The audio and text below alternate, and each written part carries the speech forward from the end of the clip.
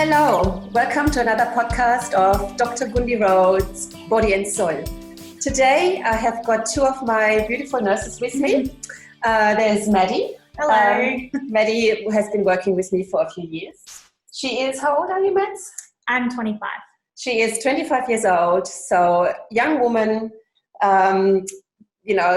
with a partner. So one day maybe she will get pregnant. And this is my beautiful nurse, Min. And Min has been with me for a few years as well. So they all have listened to me for a long time, worked with me. They have got medical knowledge. They are troopers. They are just like my backbone in the clinic. And this podcast will be about young women and pregnancy. And Min is actually, how many months? 13 weeks pregnant. 13 weeks pregnant. So let's make this and please share this to everybody that you know that is a young woman and wants to have a baby sooner or later. So what my podcast is about, as people that might have listened to before, is to make you aware of the food that you're eating, what's in it and what's harmful, and how to change that with the aim, of giving birth to a healthy baby, So these girls have been working with me or young women, girls is really demeaning, have been working with me for quite a long time and have listened to and did I convince you? Yes. Yeah? Yes. Yeah. So I convinced them during the years to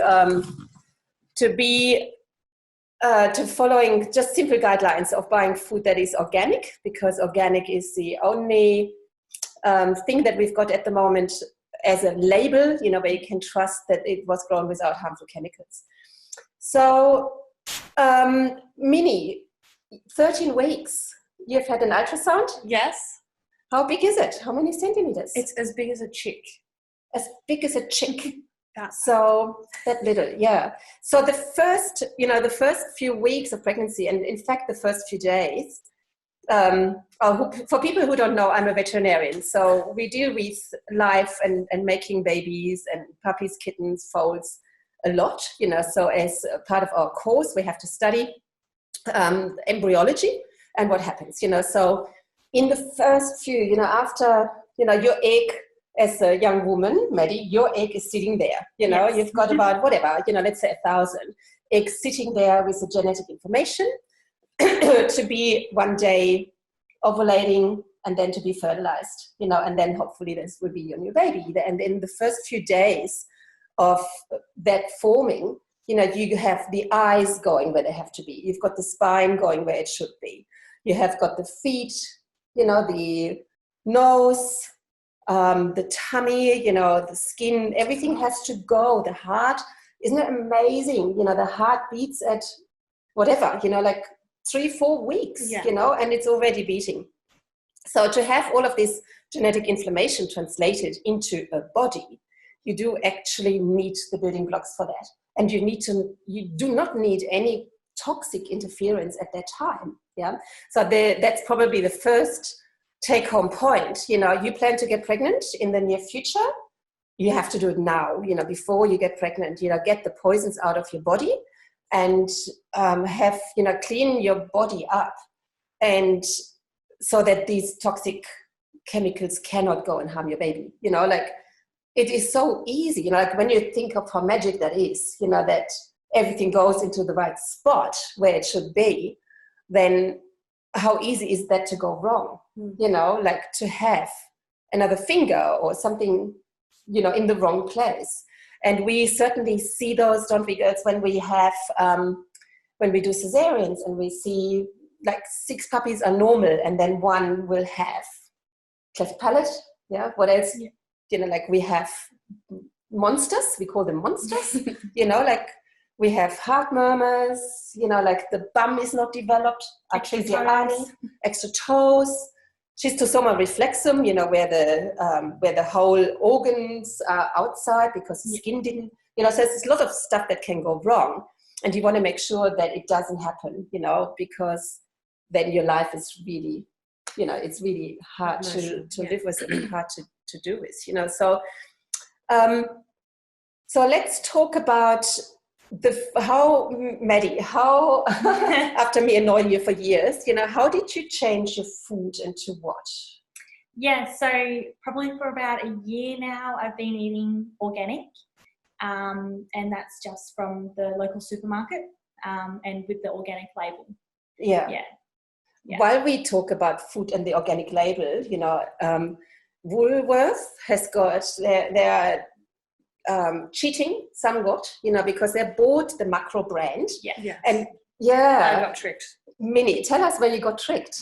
Because it has a green label on it. You have to do the purple label, macro.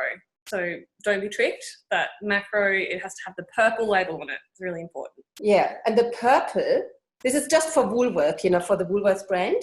The purple says organic. Yes. And the brand is macro, but macro does not mean organic. It's just a brand, and then you've got the green labels where it just says macro, whole food, so what is the whole food, but this is what we are talking about. We're talking actually about pesticides, and do you know what pesticides are? Really? The different ones that are? No? I might tell you, because it's, everybody hears the word pesticide, but what is it? So pesticides are, it's a group of chemicals that is used in farming, and it is herbicides, insecticides, and fungicides. So the herbicides are the ones that kill herbs or kill weeds. So that is where we talk about RoundUp and 2,4-D and paraquat and a lot of others, that are out in the market. But the most commonly used ones are probably 2,4-D and RoundUp, and the active ingredient in RoundUp is glyphosate, and we can talk about that in a minute. Then you have got insecticides that are that are sprayed onto the fields, onto the vegetables or the grains or the sorghum or the canola, the sunflowers, anything that is grown, that is sprayed to kill the insects. And the insects, pest insects get killed, but also the beneficial insects are killed, And I always say, when I was a child and you would drive around, and maybe even when you were younger, you drive around at night and you have to clean your windscreen because there are thousands of bugs on there in the headlight. You could see them. Have you ever experienced that? Even? No? Yeah. Do you not wonder why? Like if that was normal in my childhood, you go somewhere and there is flies and all sorts of bugs, and you drive for 100 kilometers and you have to stop, to wipe your windscreen and to really scrub them off. And you can, see the bugs in your headlights. They are all gone. And the reason for that is, because they have been all killed by insecticides, So a lot of insecticides, insect-killing drugs, they are in the organophosphate family, which is, excuse me, a nerve gas. So it does go onto people as well, Or, like in the clinic, we sell all the flea stuff, that is, it's all there to kill insects, But the bees are killed as well as, the beneficial insects are killed as much as the other ones. Yeah. But what it means, we're talking about pregnancy, when you eat normal food, normal as in agriculture, what is normal now, what you buy if you don't eat organic, it'll go and harm your baby. So that's what I want with this podcast, to make everybody really aware. If you eat normal supermarket food, non-organic, you have got a really high chance. Now, what the chance of development disorders, but so much of it is all the autism range, and how many do we have in this town? A lot. It's like so many clients that come through, young mothers like you guys, that are saying, I have got 1 or 2 autistic children, and this is why I'm doing this podcast, and that's why I keep talking, and I'm annoying a lot of the times because they laugh, because I am, because I will not let go. But it's so important, like at this stage, like Maddy not being pregnant, but it'll probably happen in the next 5 years. And you being pregnant now, so to just take this seriously, so since 1991, we have started using Roundup in agriculture.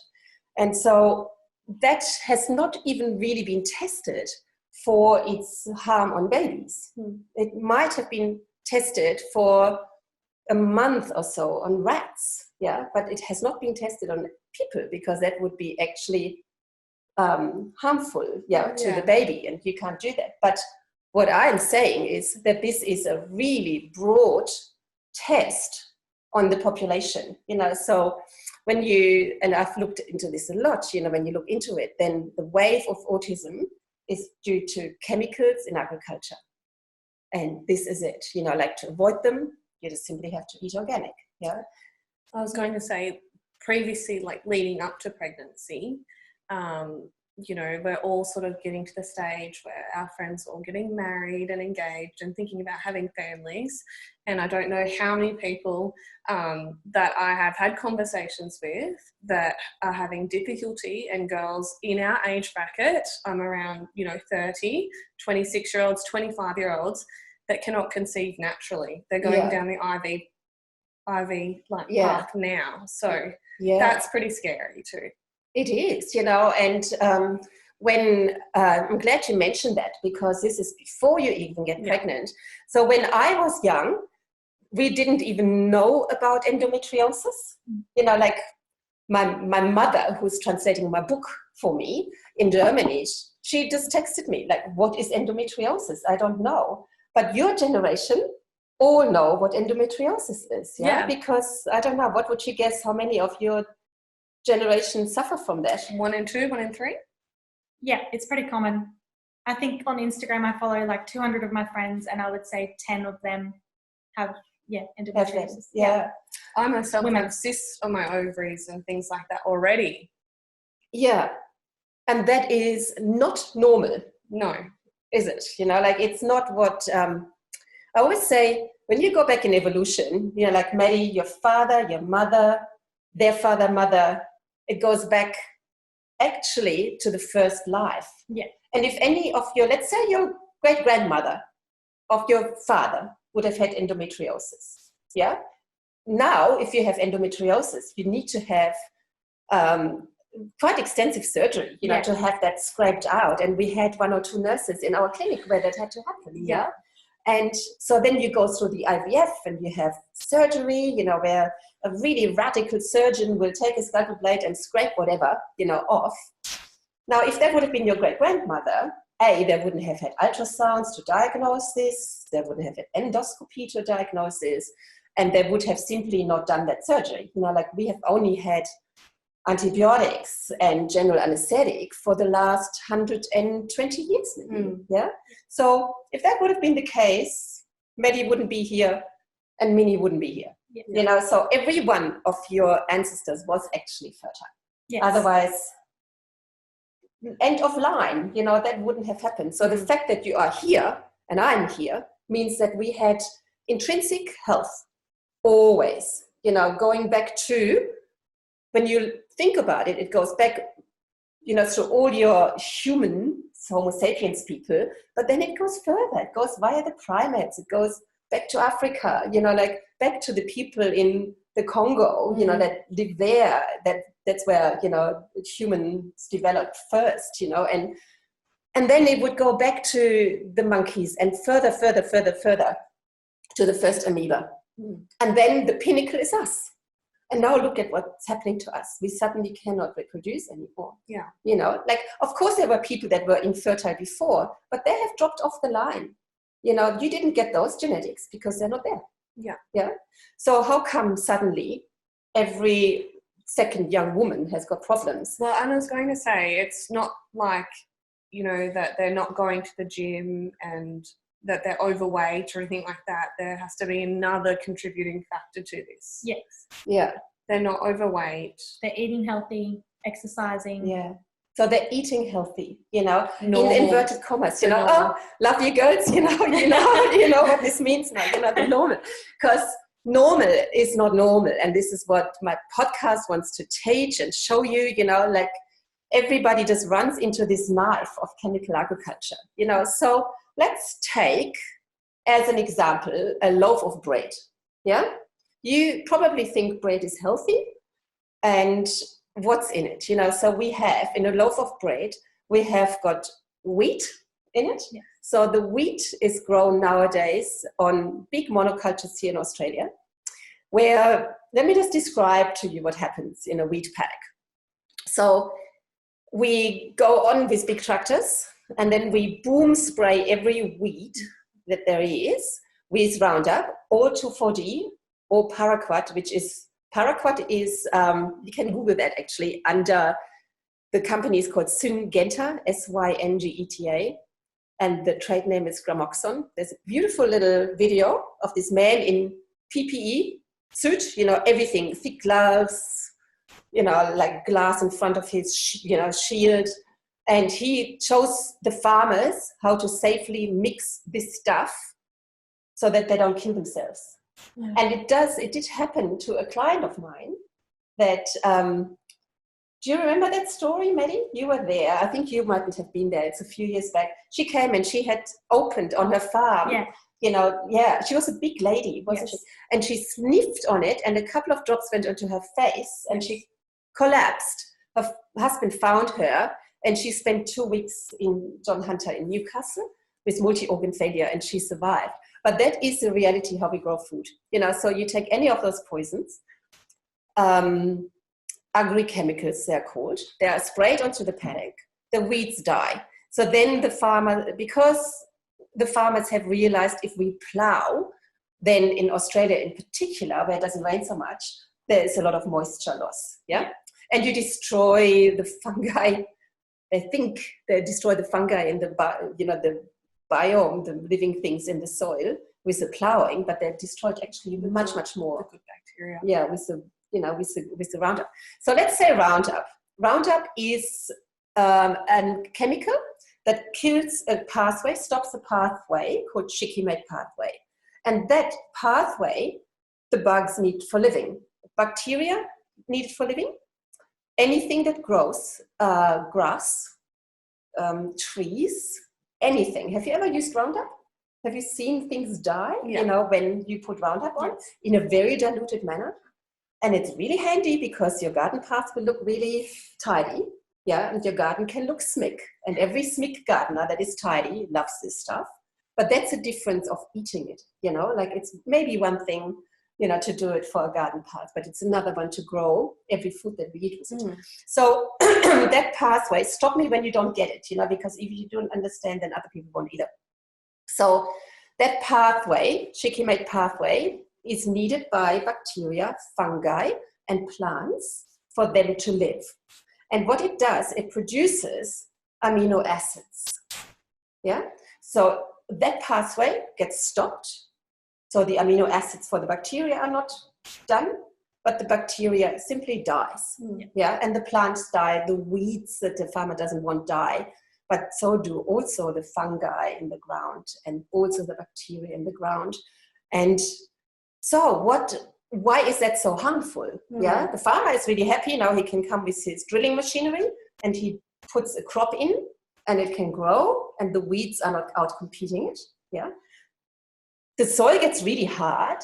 You know, when you look at it, at the soil, when you drive around in this district and you see rain falling on a paddock after it's been chemically farmed for a few years, all the rain will just run off, you know, or it will sit there. If it's at a slope, it will run off. And if it just sits there, you know, it will just sit on top because it doesn't even go in, you know. And in regenerative agriculture, we actually have got a little test, you know, where you say how fast the drop goes in. And with everything chemical, it will just not get in because the soil is dead.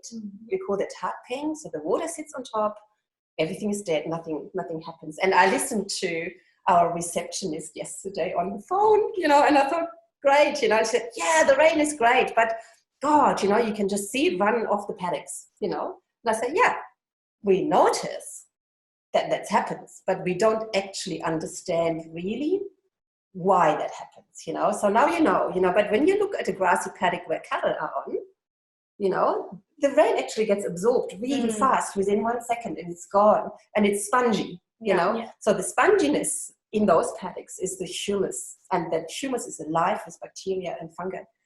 So why is it so harmful? Because when RoundUp came on the market in 1991, they said, we don't have the shikimate pathway, so don't worry. So the guy, who's now dead, you know, but advertised and drank it, yeah? So he drank that RoundUp because we do not have the shikimate pathway, so therefore it doesn't harm us. You know, it's a very, very narrow way of doing science, yeah? So when you put RoundUp on this paddock and the bacteria die, what do the bacteria actually do? So, and this is so important for pregnancy, you know, so they actually make your amino acids, your vitamins, you know, and alkaloids, you know, which is like what we call food as medicine. Yeah. They're all produced by them. So what happens when you kill them? You know, those things are not produced anymore. Yeah. So then you have food that is grown on soils, but you can't absorb those nutrients anymore.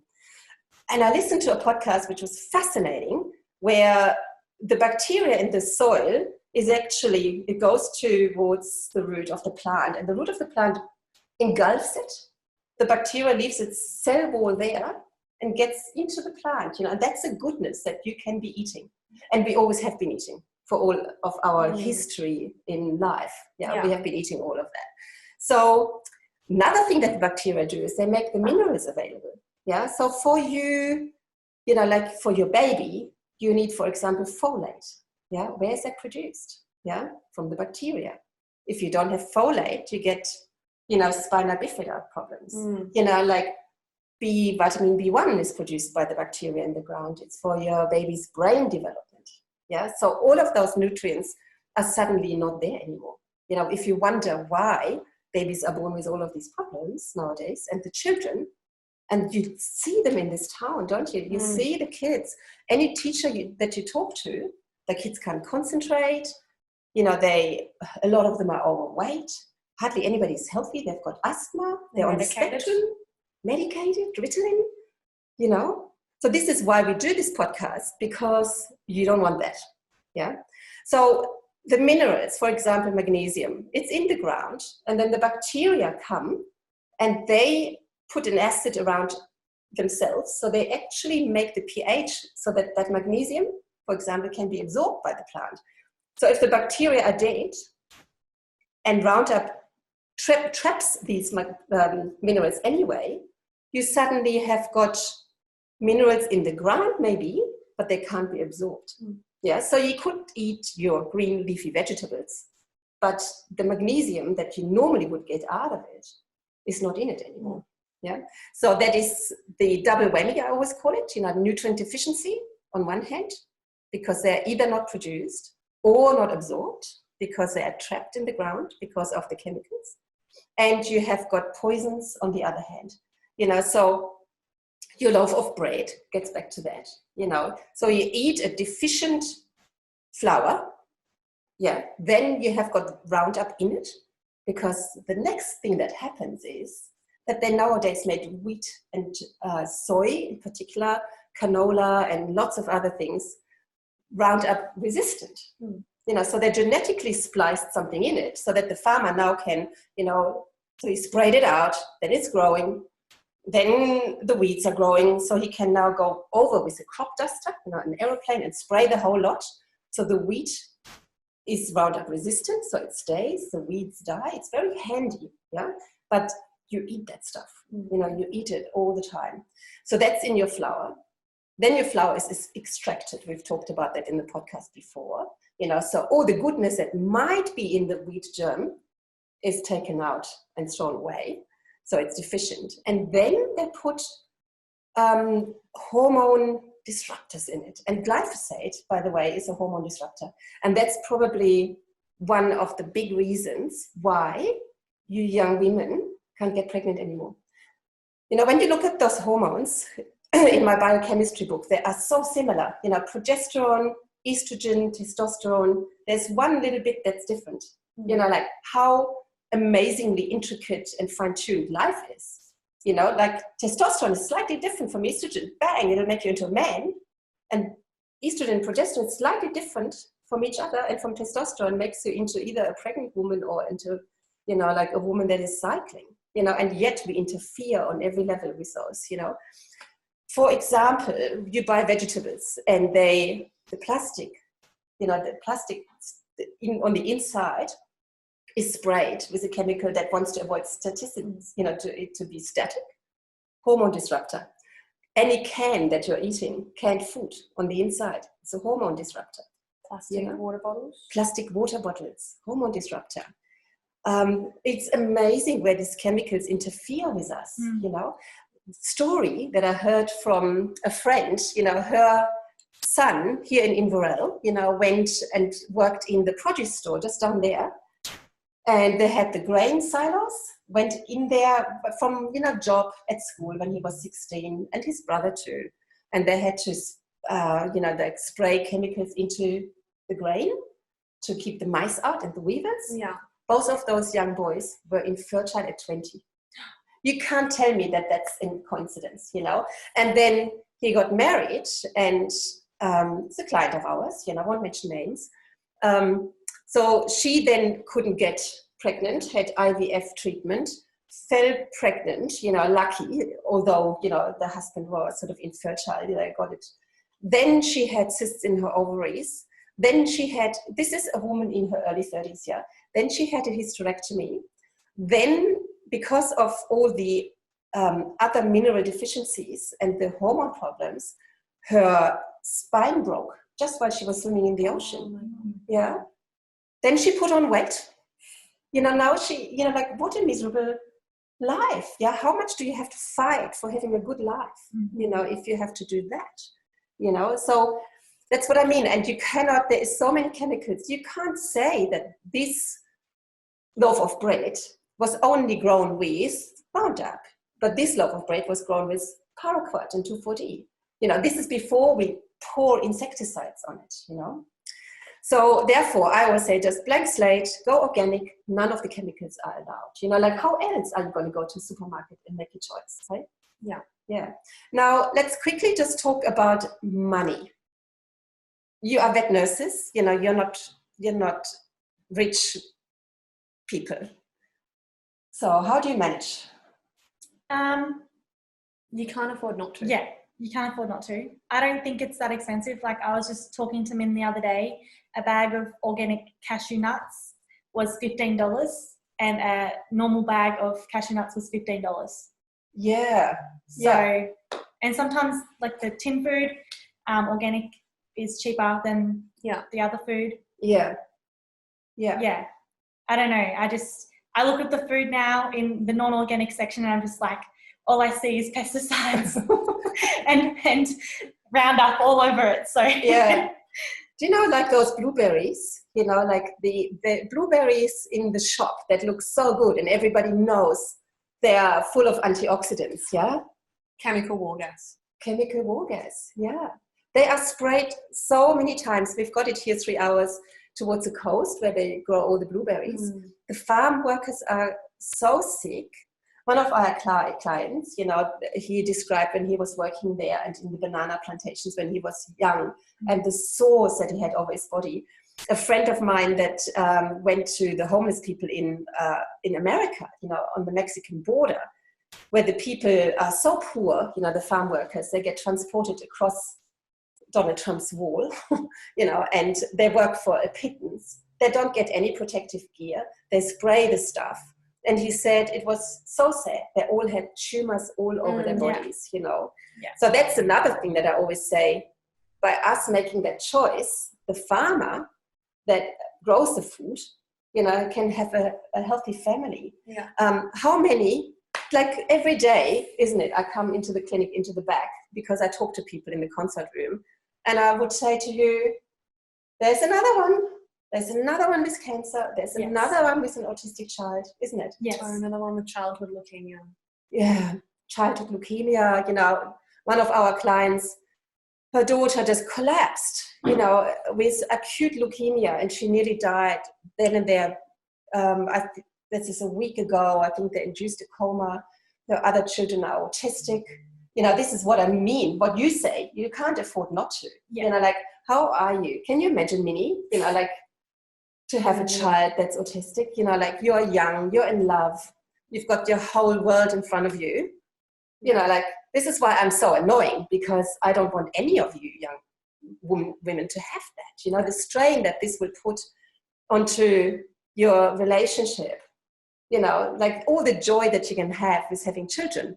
You know, like, oh my God, you know, look, she's running, and then you get a kiss and they come and cuddle you, you know, and you will be so pleased when they win, you know, the first 25-meter race.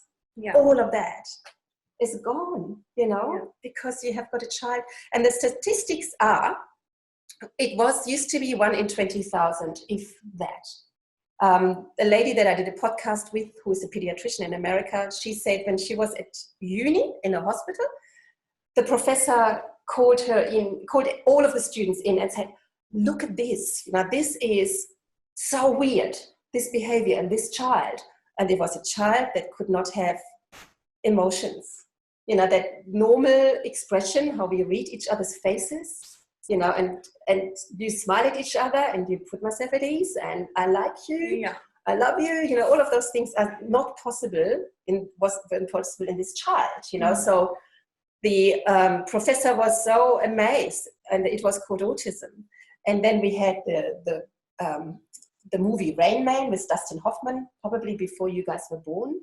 And I was at uni, so it was in the late 80s, and we were like, oh my God, isn't that interesting? So Dustin Hoffman played the brother of Tom Cruise, and Dustin Hoffman had autism, and Tom Cruise, you know, was a brother, you know, that was normal. That was the first time that we in the world really noticed about autism. And now in our town, how many? Hundreds, huh? Yeah. Hundreds, I would say. But added issues too. And added other issues too. Learning issues. Yeah. Yeah. So, and they are just the real autistic kids, and you've got them on the spectrum. And then you have got the kids that are normal.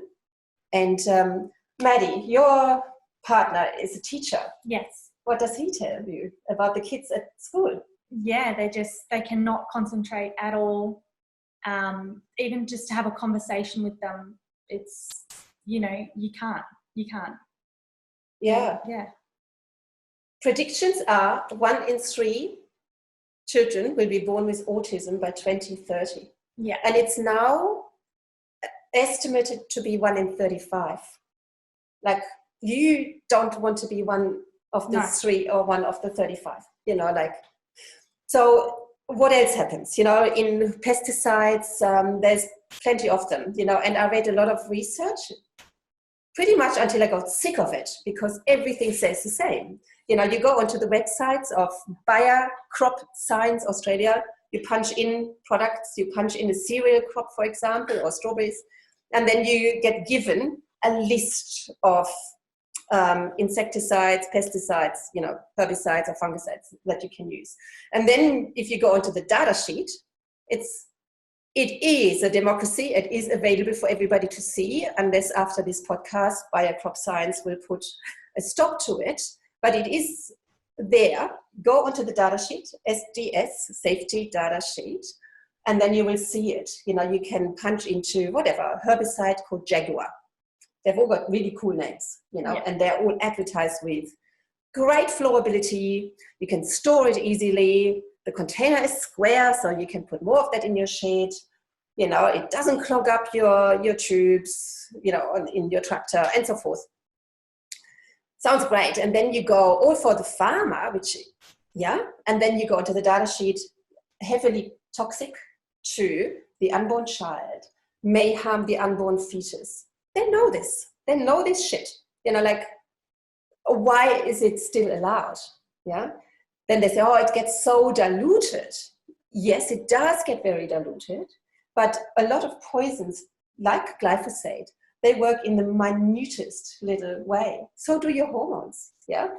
If you would measure your estrogen in your body, it would be like a microgram, of something. But what effect does it have? It makes you into a woman, and a microgram of testosterone makes you into a man. You know, so it's not always how much it is. So makes harmful to sperm, and then toxic to aquatic life. you know, and that we have to mention that because those pesticides then go into, you know, the river systems. And the farmers that I talk to, they say, yeah, we don't have that many yabbies anymore because the RoundUp kills them. So does all the other stuff, you know. So coming back to these my research into those poisons or farm agrochemicals, there isn't that much there, which is amazing. You know, for RoundUp, 8 billion ton on the planet, you know, like 2,4-D the same. All these other chemicals are used a lot. So this one chemical got in Hawaii banned to be around schools for 100 meters because somebody finally did research on it and found that it stops the nerve from forming in the fetal brain, in your baby, yeah? So your baby, Minnie's baby, is in her tummy and the brain is forming, you know, and so you've got a nerve cell and then you have got, you know, the axons and the dendrites, and they all should meet each other and form billions of connections. And guess what? Those chemicals stop that from happening. And they make the glia cells thicker. So the glia cells are the nourishing cells that are around it. So those nerves are isolated, just as the kids with autism are isolated. Yeah, and that's what happens in this stage of pregnancy where you are at, you know. And so that's why I'm so glad that you all eat organic and take this seriously, you know, that it's a real thing. Another thing that glyphosate does is because it chelates, you know, CHELATES, you know, so it binds the minerals in the ground. One of them is manganese. We've talked a bit about magnesium, but manganese is, you know, you hardly ever talk about manganese. And I found this research where RoundUp keeps the manganese there, and that is probably one of the main reasons, you know, for autism to develop, because it really interferes with nerve development, you know, that there is a lack of manganese. And that I always say, it's like having a car. You take one screw out or one wheel off, that's pretty obvious, you know, but one little seal somewhere and your whole car will break down, and our bodies are the same, you know, so you need every single, and some of them we don't even know yet, you know, how much they are. So that should come from healthy soil and healthy food, yeah. So if that's not there, another thing, of course, you know, come back to our loaf of bread, glyphosate that's in that bread, you swallow and it goes into your gut, and then it kills the bacteria in your gut. And we are just finding out now, you know, how important the gut bacteria are for everything, because they make, and you know, we did gut and microbiome in the last podcast, so you can re-go there. But just as a reminder, you know, the tryptophan that was produced in the soil by the bacteria, if the soil was still alive, will then be via gut bacteria be transformed into melatonin to make you sleep, into serotonin to make you happy, into vitamin B3, which is one of the B vitamins, you know, that sort of prevents schizophrenia, into B1, into Alzheimer's protection. And this is just one of them, you know. They make the bacteria in the gut make essential fatty acids. They make so many millions of things, you know, that if they're not there, you know, then there's real trouble.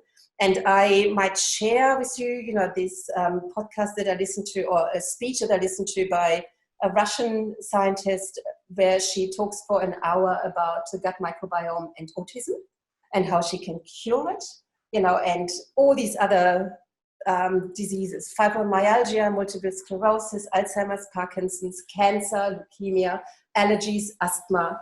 It's all linked to chemical agriculture, you know, we don't even really know how, you know.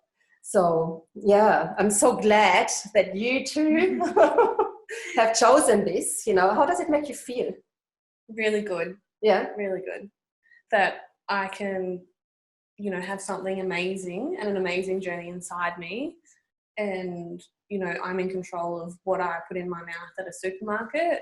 I think everyone can be conservative about that. And I think we could all make a choice to eat organic. And hopefully this chemical normal food might be phased out and organic food will be more encouraged in supermarkets. Yeah. And you? Yeah, it makes me feel great. Yeah. Yeah, if you can see Maddy, you know, how she's glowing, you know, like Maddy's body changed, you know, when she started to eat organic, you know, your body and your mind changed, you know, like, so the whole complexion, you know, it's much clearer and much, you know, and I think body and mind, you know, it's, I find it really scary looking at everybody around us drop off with cancer. Do you find that scary? Yes, terrifying. It's terrifying, isn't it? Yeah. Young women in their early 30s with breast cancer, leaving 2 young kids behind, you know?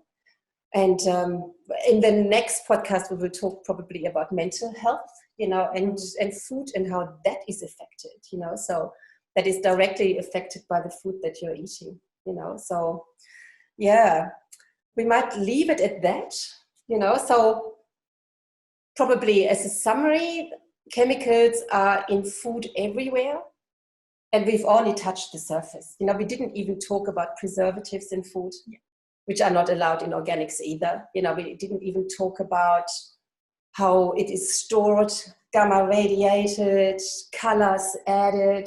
We didn't even talk about a high sugar diet, you know, and high starch diet. But, you know, all of that gets on top of the basics just being absolutely destroyed. You know, a carrot is not a carrot anymore.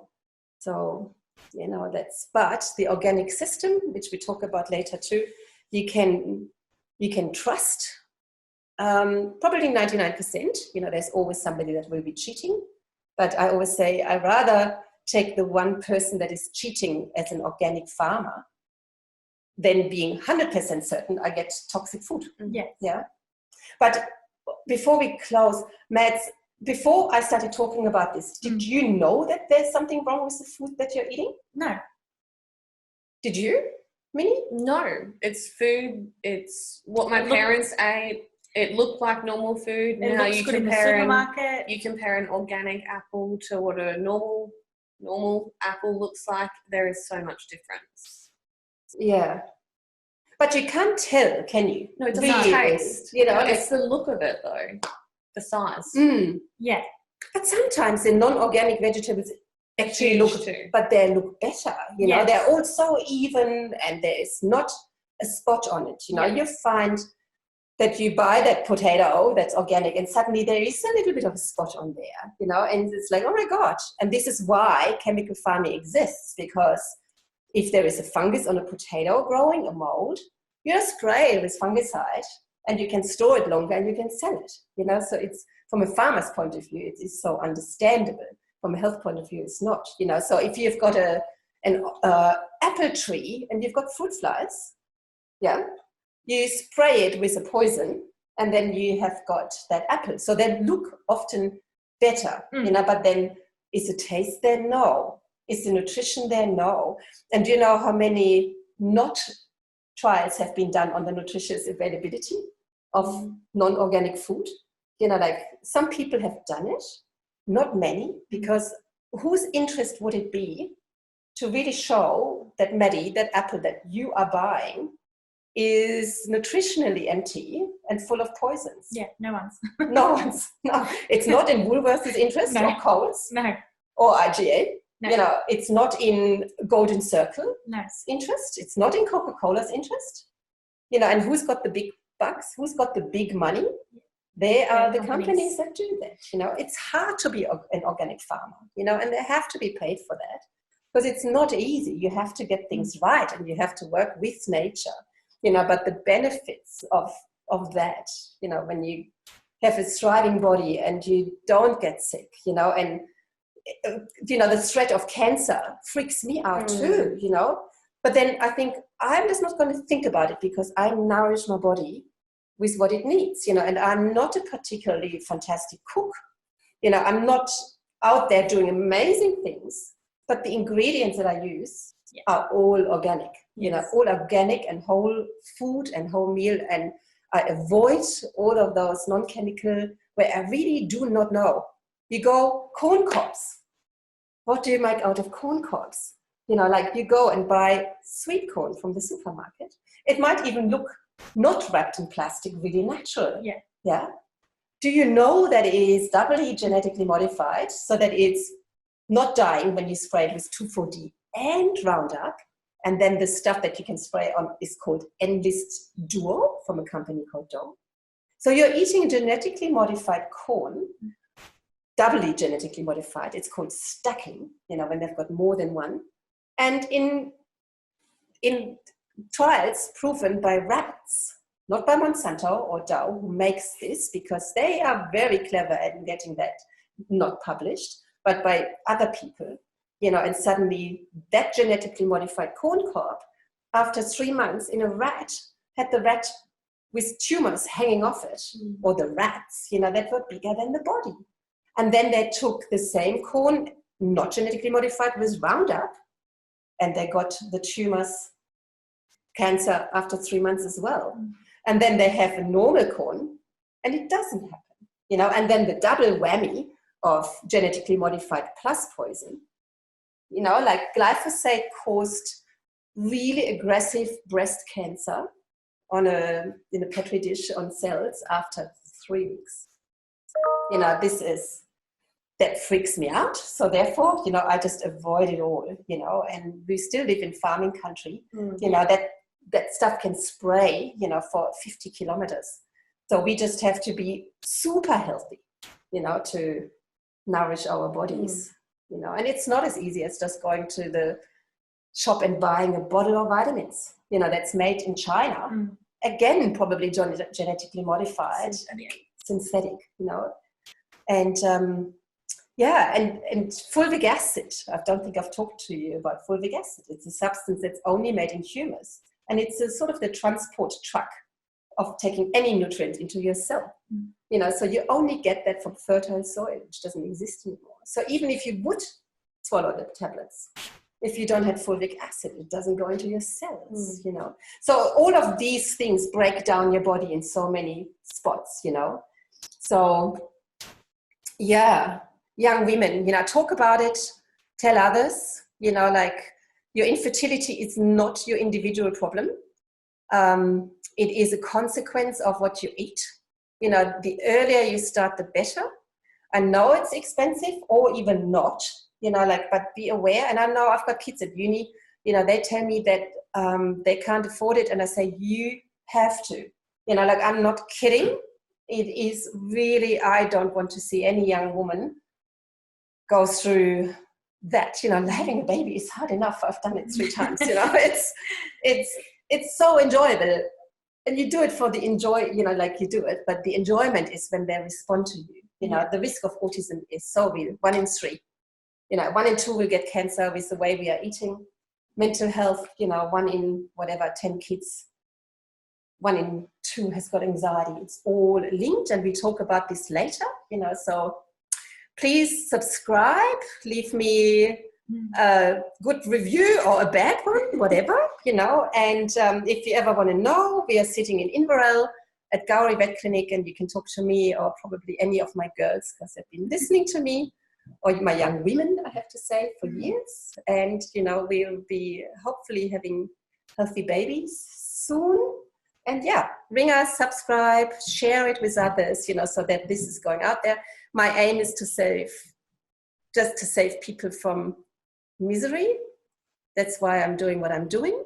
And I also want to save the planet, because if we all eat organic, then the planet is pretty much saved. You know, the potential of that, which we will talk later about again, is huge. You know, we can turn this thing around. Climate change, pollution in oceans, rivers dying, fish dying, you know, droughts. It's all linked to farming, how we grow food. And this is a big thing, you know. And, you know, when you go now, you know, what I've been talking to you, and you go and buy your organic eggs, you know, and you think about the environment, doesn't that feel good? Yes, it does. Yeah. Have you got there yet to Yes. think that far? Yeah. You know, because first it's all about us. And then suddenly, oh my God, I actually did something good, you know, Yeah. for not just me and Yeah. my baby, you know, Yeah. but others. Yeah. So thank you too for giving up. They gave up their Saturday afternoon for this. So big shout out. Thank you heaps.